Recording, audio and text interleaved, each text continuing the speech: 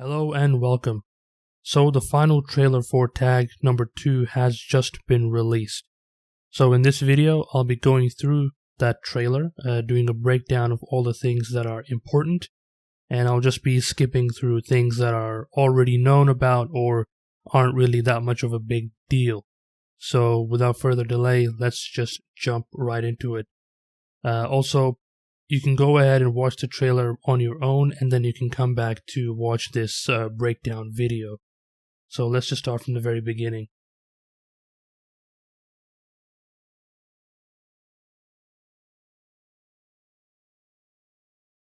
So first of all, I just want to point out that, as I said in my previous video, these honor guards, or these elite guards, they're wearing armor sets which resemble the multiplayer armor sets from Doom 2016, especially the helmet right here. And I'll post up a comparison image from Doom 2016. So that's pretty much it in this scene. Okay, let's go back a little bit quickly. So this scene is pretty standard, couple of cacodemons and already known demons. This next scene is very interesting. We can actually see more of these elite guards, and it looks to be that they have a weapon that is also from Doom 2016 multiplayer, and I believe that weapon is called the Hellscape. It's called the Reaper, if I remember correctly. I'm pretty sure this is from Doom 2016, and if I'm right, I'll just put up an image, a comparison image to show you that. Alright, let's just move on.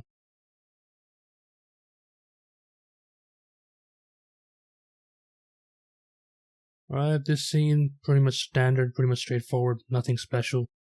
Let's keep going. So again, we've already seen the wallpaper image of this before. That's the Cosmic Spear, or the World Spear, that holds, from what we know, pure Sentinel energy. And this is where the Sentinel crystals come from. So let's keep going.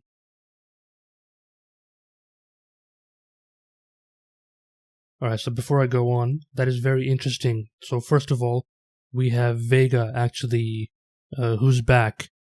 And it kind of makes sense, because I believe once the Dark Lord is resurrected in the Luminarium, or once he comes into physical form, I think Vega will teleport the Slayer away after their initial fight. I think. That's just my theory. But I think the main takeaway from here is that Vega says that this is the torch of the kings, and we know from Doom Eternal's history that the Doomslayer was in fact a king, possibly after King Novik of Argent Denur. He was the king, and we can confirm this, or I can confirm this by showing you, and I'll put up that image very shortly, of the throne room, which has the Doomslayer's logo on it. It's a massive throne seat, or a throne itself, that has the Doomslayer's logo on it. And so we can confirm that yes, the Doomslayer was in fact, we don't know for how long, but he was in fact a king of Argent Denur. And so what looks to be happening in this scene is that he comes back and basically reaffirms his position as king of Argent Denur. So let's just keep going. That's very interesting. So that torch is located in a certain area where everyone in Argent Denur more or less can see it. So first of all, as I said in my previous video, I think a couple videos ago, that the reason why there's such a variety on the Tag 2 cover art is because there's a wide variety of tribes, either, barbarian tribes or different clans and so on and so forth. And so we can see here that that was the case, that was correct. And these look to be sort of the, a far away tribe. And this person looks to be wearing a Marauder armor set, so it does seem to be the case.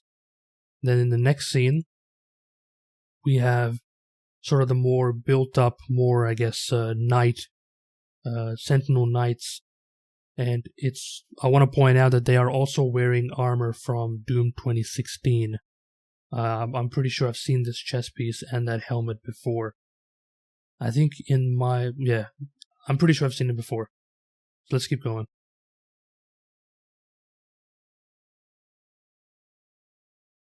So again, pretty straightforward. Doomslayer has a pet dragon. That's pretty cool, but let's keep going. Yep, this is pretty much the same level from a different point of view. Okay, now that was very interesting. That was one of the meat hook platforming sections, or the implementation of meat hook into the platforming.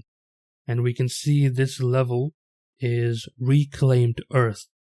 If you go back to a couple of my previous videos where I talked about, I think, the release date leak, it actually had an image of this sort of location. So that's pretty cool that we can see the meat hook into the platforming section.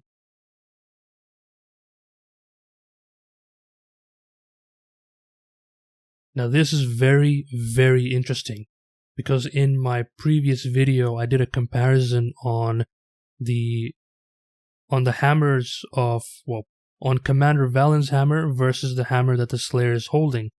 And I'll put up an image right now, and you can compare the hilt here to the hilt of Commander Valen when he was exiled in Hell.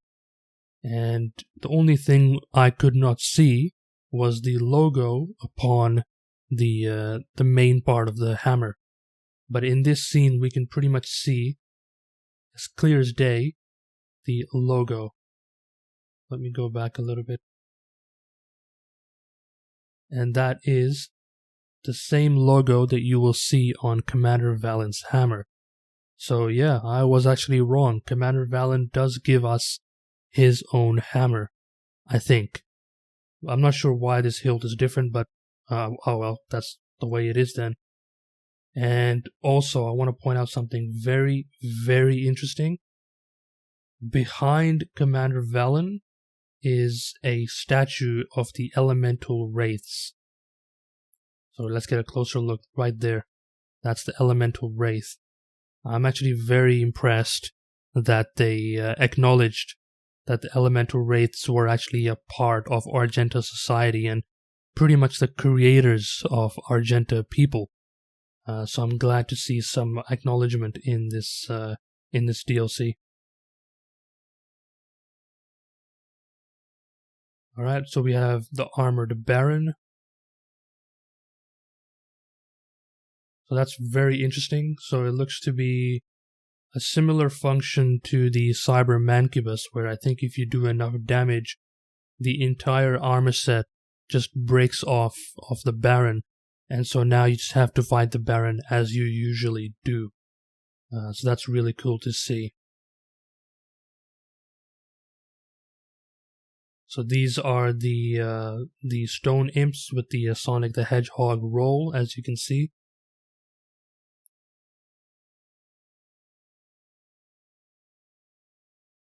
That looks to be a bridge that I'm not quite sure where it leads, but it looks to be in somewhere in Argent du Nord, I'm pretty sure, because of the color palette, which is, aqua blue, sort of cerulean and turquoise all over the place. So kind of interesting to see that. This area, I'm pretty sure, is an observation deck somewhere in Reclaimed Earth. So that is very interesting, and I want to sort of point out that in my previous videos, again, I spoke about the portals or the rifts that you can see that are open in the Tag 2 cover art. That's because of Sentinel energy. And I also gave the evidence that if you, with the Fortress of Doom, it uses Sentinel energy to effectively teleport itself to one point to another. It does not have any propulsion systems. So what we can see happening here is pretty much confirmation of what I suggested, is that the Sentinel crystal being implanted into this sort of machinery and using the energy within it, it creates a rift that takes the Doomslayer directly to Imora. So this is from the teaser again. And again, as I said, using Sentinel energy to opening up rifts for machinery and all that stuff to go through. So I'm really, really happy that its software have been consistent with their lore so far. So major props to them for this.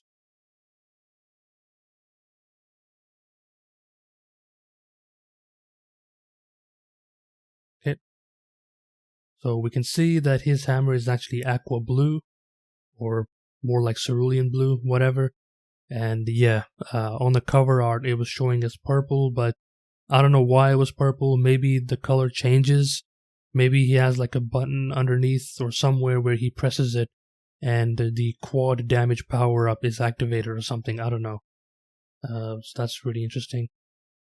And then we have a Marauder before the transformation, or into the hellish Marauders that we see, or at least more of the the barbarian tribe. So they're wearing the exact same armor set with the Argenta scripture on their shoulder. So that's very interesting to see. Okay, that's really cool. That is very badass. And that is our first in-game look at the venomous Prowler, or I think the poisonous Prowler, I think it's called. So it looks to be functioning the same way. I think if you get hit by it, then you probably have a damage over time effect on you, I think. And again, Bloodmakers here. It doesn't seem out of the realm of possibility because, again, these Bloodmakers are corrupted makers. And since Urdak is pretty much destroyed and dead, any Maker Angel that was left alive was effectively corrupted by Hell's presence. So this makes perfect sense as to why they are here.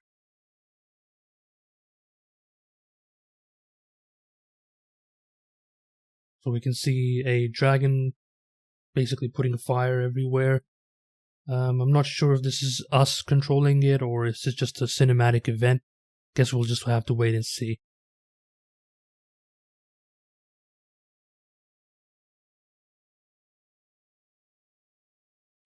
That's very interesting that we can see the holograms of the Seraphs,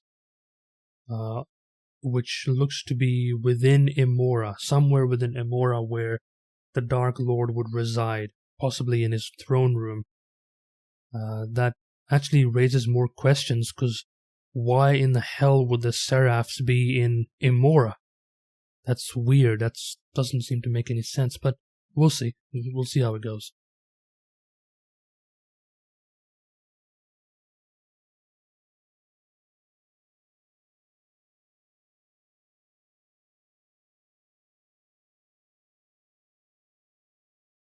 Now let me just go back a little bit, try and get a good look at his throne seat. That looks to be his throne seat, I'm pretty sure. Yeah, nothing else I need to add. And you have the cover art again. And just want to go back and reiterate a quick point. These were the portals that I was talking about with Sentinel Energy. Then it says that the Ancient Gods Part 2 comes out tomorrow. So that's pretty amazing. I'm really, really hyped. And yeah, well, that's all I have for this video. I'm trying my best to keep this video short, but unfortunately there's so much happening in the trailer. Anyways, thank you for watching, and well, I'll see you all in hell in Tag 2. Anyways, have a good one.